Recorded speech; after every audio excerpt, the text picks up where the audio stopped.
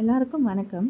இன்றைக்கி நம்ம வந்து பிஎட் செகண்ட் இயரில் இருக்கக்கூடிய yoga health and physical education subject பற்றி தான் பார்க்க போகிறோம். ஸோ அதில் என்ன டாபிக்னா ரொம்ப இம்பார்ட்டண்ட்டான டாபிக் யூனிட் 3ல் கம்யூனிகபிள் டிசீஸ் பற்றி தான் பார்க்க போகிறோம். So before entering into the topic, so communicable டிசீஸ்னால் என்னென்னு ஃபஸ்ட்டு பார்த்துடலாம். ஸோ கம்யூனிகபிள் டிசீஸோட மீனிங் வந்து டாப்பிக்லேயே இருக்குது. ஒரு இன்ஃபர்மேஷனை நம்ம இன்னொருத்தங்கிட்ட ட்ரான்ஸ்ஃபர் பண்ணுறோம் அப்படின்னா அந்த கம்யூனிகபிள் சொல்கிறோம், கரெக்டாக?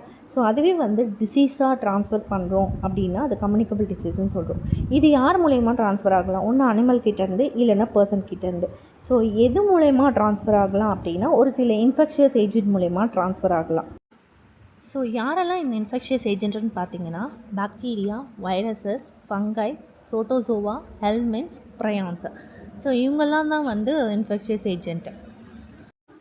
ஸோ இந்த மாதிரி இன்ஃபெக்ஷியஸ் ஏஜென்ட்ஸ்லாம் வந்து என்ன மாதிரி இன்ஃபெக்ஷன்ஸ் க்ரியேட் பண்ணும் அப்படின்னா ஃபஸ்ட்டு வந்து பாக்டீரியா. ஸோ பாக்டீரியான்றது வந்து ஒரு சிங்கிள் செல்டு ஆர்கானிசம்ஸ். இது என்ன மாதிரி இன்ஃபெக்ஷன்ஸ்னால் ஸ்ட்ரெப் த்ரோட், டியூபர்குலோசிஸ், இந்த மாதிரி இன்ஃபெக்ஷன்ஸ்லாம் வந்து ஈஸியாக க்ரியேட் பண்ணும்.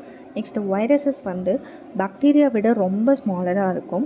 ஸோ அது வந்து ஃப்ளூ, மீஸ்லஸ் இந்த மாதிரி இன்ஃபெக்ஷன்ஸ்லாம் க்ரியேட் பண்ணும். ஸோ ஃபங்கை வந்து ஒரு ரிங் வார்ம் இன்ஃபெக்ஷன்ஸ்லாம் வந்து க்ரியேட் பண்ணும். அந்த ஃபுட்லலாம் ரிங் வார்ம்ஸ்லாம் வரும் இல்லையா? ஸோ இந்த மாதிரி இன்ஃபெக்ஷன்ஸ்லாம் வந்து க்ரியேட் பண்ணும். நெக்ஸ்ட்டு பார்த்திங்கன்னா புரோட்டோசோவா. ஸோ புரோட்டோசோவான்றது வந்து ஒரு பேராசிட்டிக் இன்ஃபெக்ஷன்ஸ். பேராசிட்டிக் இன்ஃபெக்ஷன்னா ஒன்றும் இல்லை, அதாவது ஒரு ஆர்கானிசம்ஸில் உயிர் வாழ்ந்துட்டு இன்னொரு ஆர்கானிசம்ஸ்க்கு ட்ரான்ஸ்ஃபர் ஆகிறது தான் வந்து பேராசிட்டிக் இன்ஃபெக்ஷன். ஸோ இது எந்த மாதிரி இன்ஃபெக்ஷன் அப்படி க்ரியேட் பண்ணோம் அப்படின்னா மலேரியா, இந்த இன்ஃபெக்ஷன்ஸ்லாம் க்ரியேட் பண்ணும். நெக்ஸ்ட்டு வந்து ஹெல்மின்ட்ஸ்ன்றது ஒரு இன்ஃபெக்ஷன்ஸ் கிடையாது. ஆக்சுவலி அது வந்து வார்ம், அதாவது ரவுண்ட் வார்ம், டேப் வார்ம்லாம் சொல்லுவாங்க இல்லையா? ஸோ அதுதான் வந்து ஹெல்மின்ட்ஸு. ஸோ இந்த ரவுண்ட் வார்ம் எப்படி இருக்கும் அப்படின்னா சிலிண்ட்ரிக்கலாக எலாங்கேட்டடாக இருக்கும். ஸோ இது எந்த மாதிரி இன்ஃபெக்ஷன்ஸ்னால் அப்டாமினல் பெயின், வாமிட்டிங், மேல்நியூட்ரிஷன், இந்த மாதிரி இன்ஃபெக்ஷன்ஸ்லாம் வந்து க்ரியேட் பண்ணும். நெக்ஸ்ட்டு வந்து டேப் வார்ம் வந்து ஒரு ஃப்ளாட் எலாங்கேட்டடாக இருக்கும். இது என்ன மாதிரி இன்ஃபெக்ஷன்னா abdominal discomfort, loss of appetite, weight loss, இந்த மாதிரி இது காசஸ்லாம் வந்து நம்மளுக்கு காமிக்கும். நெக்ஸ்ட்டு பார்த்திங்கன்னா லாஸ்ட் வந்து ப்ரியான்ஸ்ன்றது ஒரு அன்யூஷுவலான இன்ஃபெக்ஷியஸ் ஏஜென்ட். ஆக்சுவலாக இது என்ன மாதிரினா இது வந்து மெயினாக என்ன மாதிரி டிசீஸ் காஸ் பண்ணோம் அப்படின்னா மேட் கவ் டிசீஸ்ன்னு சொல்லுவாங்க இல்லையா? ஸோ அது வந்து காஸ் பண்ணும். ஸோ மேட் கவ் டிசீஸ்ன்றது வந்து நம்மக்கிட்ட இருக்காது, இது வந்து ஒரு கவ் கிட்டேருந்து வரக்கூடிய டிசீஸ். ஸோ இந்த மேட் கவ் டிசீஸ் வந்து டைரெக்டாக வந்து மாடோடைய நியூராலஜிக்கல், அதாவது பிரெயினை வந்து அஃபெக்ட் பண்ணும். ஸோ இந்த டிசீஸ் என்ன மாடோட அப்நார்மலிட்டிஸை வந்து வெளிக்காட்டும். அதாவது அது ஏஞ்சிக்கிற விதமாகட்டும், அது நடக்கிற விதமாகட்டும் ரொம்ப ரொம்ப டஃப்பாக இருக்கும்.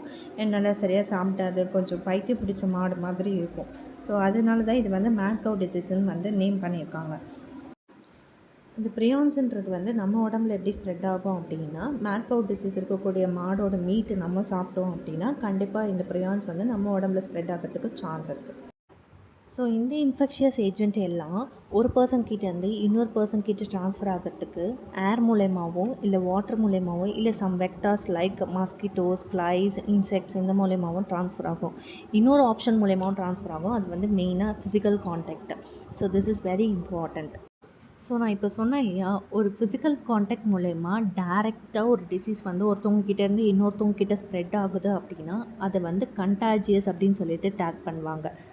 ஸோ இன்னும் தெளிவாக சொல்லணும் அப்படின்னா ஒரு டிசீஸ் இருக்க பர்சனை வந்து நம்ம டச் பண்ணுறதுனாலையோ இல்லை ஹேண்ட் ஷேக் கொடுக்கறதுனாலையோ ஒரு டிசீஸ் வந்து ஸ்ப்ரெட் ஆகுது அப்படின்னா அதை கண்டாஜியஸ் மீன் பண்ணுவாங்க. ஸோ நெக்ஸ்ட்டு பார்த்திங்கன்னா ஒரு சில வழி மூலயமா இன்ஃபெக்ஷன்ஸ் வந்து நம்ம உடம்புக்குள்ளே என்ட்ரு ஆக சான்ஸ் இருக்குது. ஒன்று வந்து இன்னோகுலேஷன், இன்னொன்று இன்ஹேலேஷன், தேர்ட் ஒன் வந்து இன்ஜெக்ஷன். ஸோ இன்னோகுலேஷன்ன்றது வந்து ஸ்கின் மூலயமா ட்ரான்ஸ்ஃபர் ஆகுது தான் இன்னோகுலேஷன். ஸோ இதுக்கு பெஸ்ட் எக்ஸாம்பிள் பார்த்திங்கன்னா வேக்சினேஷன். ஸோ வேக்சினேஷன் வந்து it plays a major role in this inoculation மூலயமா. அதாவது ஒரு இன்ஆக்டிவாக இருக்கக்கூடிய பாக்டீரியாவோ வைரஸஸோ வந்து ஒரு குறிப்பிட்ட டிசீஸ்க்கு வந்து நம்மளோட உடம்புல இன்டியூஸ் பண்ணுவாங்க. ஸோ வேக்சினேஷன் மூலயமா இன்டியூஸ் பண்ணுவாங்க. ஸோ அது என்ன பண்ணும் அப்படின்னா நம்மளோட நோய் எதிர்ப்பு சக்தி, அதாவது இம்யூனிட்டி பவரை வந்து இன்க்ரீஸ் பண்ணுறதுக்காக அது ஸ்டிமுலேட் பண்ணும். ஸோ திஸ் இஸ் த வே. இந்த மாதிரி வழியாக தான் நம்ம வந்து ஸ்கின் வழியாக வந்து வேக்சினேஷன்ஸ் கொடுக்குறோம். நெக்ஸ்ட்டு பார்த்திங்கன்னா இன்ஹலேஷன். ஸோ இன்ஹலேஷன்றது வந்து ரெஸ்பிரேட்டரி ட்ராக் மூலயமா ட்ரான்ஸ்ஃபர் ஆகிறது தான் வந்து இன்ஹலேஷன் சொல்லுவாங்க. ஸோ ரெஸ்பிரேட்டரி ட்ராக் மீன்ஸ் அதாவது மூச்சுக்குழாய் வழியாக போகிறது. இன்னொன்று வந்து இன்ஜெக்ஷன். ஸோ தேர்ட் ஒன் வந்து இன்ஜெக்ஷன். ஸோ அது வந்து டைஜஸ்டிவ் ட்ராக் மூலயமா வந்து நம்மளுக்கு இன்ஃபெக்ஷன் வந்து ட்ரான்ஸ்ஃபர் ஆகுதுன்னா அது வந்து இன்ஜெக்ஷன் சொல்கிறாங்க. நிறைய காமனான கம்யூனிகபிள் டிசீசஸ் இருக்குது. அதாவது TB and cholera, diabetes, diarrhoea, so இந்த மாதிரி நிறைய இருக்குது. ஸோ இந்த வீடியோவில் நம்ம காமனாக இருக்கக்கூடிய கம்யூனிகபிள் டிசீஸில் கோவிட் அண்ட் மலேரியா பற்றி தான் பார்க்க போகிறோம். கோவிட்-19 நம்மளுக்கு எல்லாருக்குமே தெரியும், ஒரு பெரிய வேர்ல்டு வைடு இம்பேக்ட்டு கொண்டு வந்துச்சு லாக்டவுன்ன்ற பேரில். ஸோ கோவிட்-19 வந்து ஒரு respiratory illness.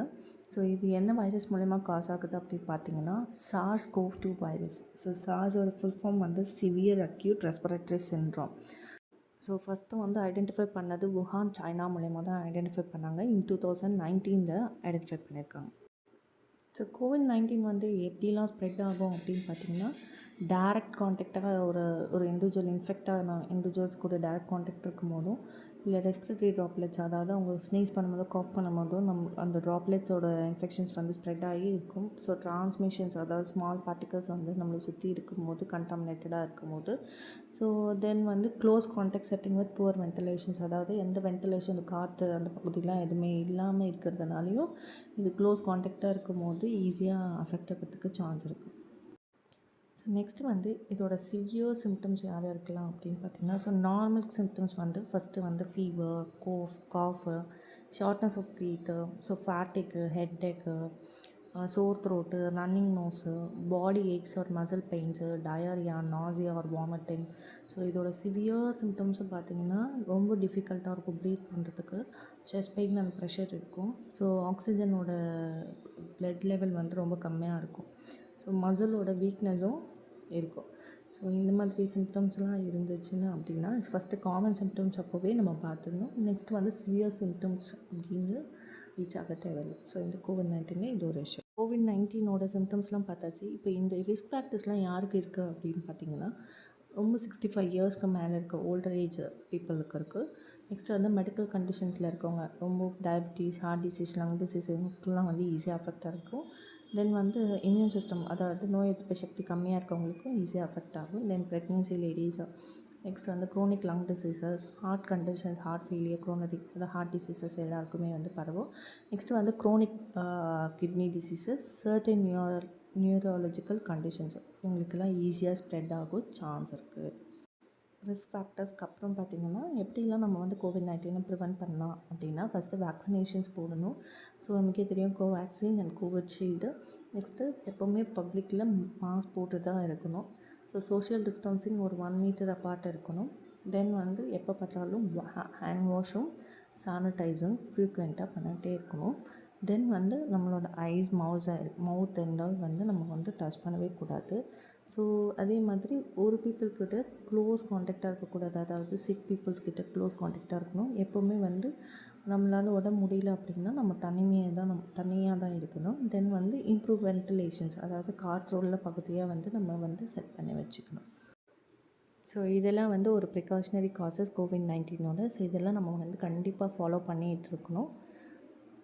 So next topic பார்த்திங்கன்னா மலேரியா. ஸோ மலேரியான்றது ஒரு சீரியஸாகவும் அது ஒரு லைஃப் த்ரெட்னிங் டிசீஸாகவும் வந்து கன்சிடர் பண்ணுறாங்க. ஓகே, ஸோ சம்டைம்ஸ் வந்து இட் இஸ் அ சீரியஸான டிசீஸு.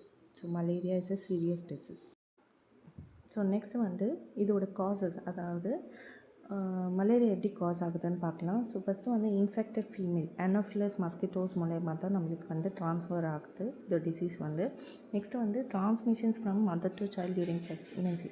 ஸோ ஈஸியாக வந்து ப்ரெக்னென்சி லேடிஸ்க்கு மதர்கிட்டேருந்து சைல்டுக்கு போக சான்ஸ் இருக்குது. ஸோ அதை வந்து காக்னிட்டல் மலேரியா அப்படின்னு சொல்லுவாங்க. Next blood transfusion from an infected donor, அதாவது மலேரியா இருக்கக்கூடிய ஒரு டோனர்கிட்டேருந்து நம்ம பிளட் வந்து ட்ரான்ஸ்ஃபர் பண்ணாலும் இது பரவும்.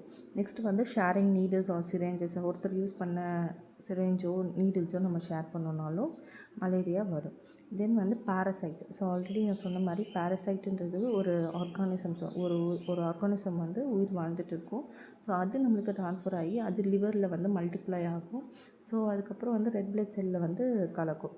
ஸோ இதுதான் வந்து சிம்டம்ஸும் அண்ட் காம்ப்ளிகேஷனாக சொல்கிறாங்க ஸோ மலேரியாவில். ஸோ நெக்ஸ்ட்டு பார்த்திங்கன்னா இதோட காமன் சிம்டம்ஸ் என்ன அப்படின்னா 106 டிகிரிஸ் செல்சியஸ் கிட்ட ஃபீவர் வந்து இருக்கும். அப்புறம் உடம்பு சில்னஸ் ஆகும், ஸ்வெட்டிங் ஆகும். தென் வந்து ஹெட் ஏக்கு, தலைவலி, மசில் ஜாயிண்ட் பெயின்லாம் இருக்கும். ஃபேட்டிக், ரொம்ப சோர்வாக இருக்கும். Nausea and vomiting, diarrhoea, abdominal pain. So இதெல்லாம் வந்து காமன் சிம்டம்ஸாக மலேரியாவில் கன்சிடர் பண்ணலாம். ஸோ நெக்ஸ்ட்டு வந்து risk factors. So risk factors அப்படின்னு பார்த்திங்கன்னா ரொம்ப ஹை மலேரியா ட்ரான்ஸ்மிஷன், அதாவது ட்ராபிக்கல் ரீஜன் நிறைய மலேரியா இருக்கக்கூடிய இடத்துக்கு வந்து ட்ராவல் பண்ணி போகிறதா இருந்தாலும் சரி. நெக்ஸ்ட்டு ப்ரிவென்டிவ் மெஷர்ஸ், அதாவது எந்த ப்ரிவென்டிவ், அதாவது பெட் நெட்ஸு ரெப்பலன்ஸ் எதுவுமே கையில் இல்லாமல் நம்ம வந்து எந்தவித ப்ரிவென்டிவும் இல்லாமல் போனோன்னா ஸோ இதோட ரிஸ்க் ஃபேக்டர்ஸ் அதிகம். நெக்ஸ்ட்டு ஏஜ் 5 இயர்ஸ்க்கு கீழே இருக்க பசங்களுக்கு வந்து ஈஸியாக பரவும். தென் வந்து ப்ரெக்னென்சி லேடி, நெக்ஸ்ட் வந்து வீக்கெண்ட் இம்யூன் சிஸ்டம் இருக்கவங்களுக்கு, புவர் ஹெல்த் கேர் இன்ஃப்ராஸ்ட்ரக்சர், அதாவது வீடை வந்து சுத்தமாக வச்சுக்கலாம் அப்படின்னாலும் இருக்கும். நெக்ஸ்ட்டு ஹை மஸ்கிட்டோ பாப்புலேஷனில் இருக்கக்கூடிய ஏரியாஸ் கிட்ட வந்து நம்ம வந்து தங்குறதுனாலே ஈஸியாக வந்து மலேரியா அஃபெக்ட் ஆகிறதுக்கு சான்ஸ் இருக்குது. நெக்ஸ்ட்டு இது எப்படி நம்ம வந்து தடுக்கலாம், ப்ரிகாஷனராக இருக்கலாம் அப்படின்னு பார்த்திங்கன்னா, பெட் நெட்ஸ் யூஸ் பண்ணணும். தென் பெட்டு சுற்றி, அதாவது மஸ்கிட்டோ நெட்ஸு, வீட்டை சுற்றி மஸ்கிட்டோ நெட்ஸும் யூஸ் பண்ணலாம். நெக்ஸ்ட் வந்து ப்ரொடெக்டிவ் கால்த்திங், அதாவது ஃபுல் லாங் ஸ்லீவ்ஸு, பேண்ட்ஸ் அந்த மாதிரி ஃபுல்லாக கவராக இருக்க ட்ரெஸ்ஸஸ் வந்து வியர் பண்ணணும். தென் வந்து இன்செக்ட் ரெப்பலன்ஸு, ஜீட் ஆர் பிகாட்ரின் வந்து ரொம்ப சேஃபஸ்டான ரெப்பலன்ஸு. ஸோ இது வந்து சேஃபஸ்டான இன்செக்டோட ரெப்பலன்ஸ். ஸோ இதை நீங்கள் யூஸ் பண்ணலாம். நெக்ஸ்ட் வந்து அவாய்ட் பீக் மஸ்கிட்டோஸ் ஹவர்ஸ், அதாவது டான் அண்ட் டஸ்க் மீன்ஸ் காலையில் ஈவினிங். ஸோ இது மாதிரி பீக் ஏரியா மஸ்கிட்டோ இதெல்லாம் வந்து நம்ம அவாய்ட் பண்ணுறது. Next eliminate mosquitoes breeding sites, அதாவது ஸ்டாக்னிங் வாட்டர்ஸ்லலாம் வந்து மெயினாக வந்து மஸ்கிட்டோஸ் வந்து நிறைய முட்டையிடும், கரெக்டாக. ஸோ அந்த மாதிரி விஷயத்தெல்லாம் அவாய்ட் பண்ணணும். Next take anti malarial medication if prescribed, அதாவது மலேரியா வரக்கூடாதுன்றதுக்காக நம்ம வந்து மெடிக்கேஷன் எடுத்துக்கலாம், அதுவும் டாக்டர் ப்ரிஸ்கிரைப் பண்ணால் மட்டும்தான். Next stay in air conditions and car screened areas, நல்லா காற்றோட்ட பகுதியிலையும் அப்புறம் வந்து ஃபுல்லாக கவரான பகுதியிலையும் வந்து நம்ம அது வந்து வீடை வந்து செட் பண்ணிக்கலாம். ஸோ இதெல்லாம் தான் வந்து ப்ரிகாஷனரி காசஸ் ஆஃப் மலேரியா. தென் வீடியோட எண்டுக்கு வந்தாச்சு. ஸோ இந்த வீடியோ உங்களுக்கு பிடிச்சிருந்ததுன்னா லைக் பண்ணுங்கள், சப்ஸ்கிரைப் பண்ணுங்கள், ஃபாலோ பண்ணிக்கோங்க. தென் உங்களுக்கு எதாவது வீடியோவோட கண்டென்ட், அதாவது டாபிக் வேணும் அப்படின்னா எனக்கு கமெண்ட் பாக்ஸில் கமெண்ட் பண்ணுங்கள். தென் நெக்ஸ்ட் வீடியோவில் சந்திக்கலாம். தேங்க்யூ.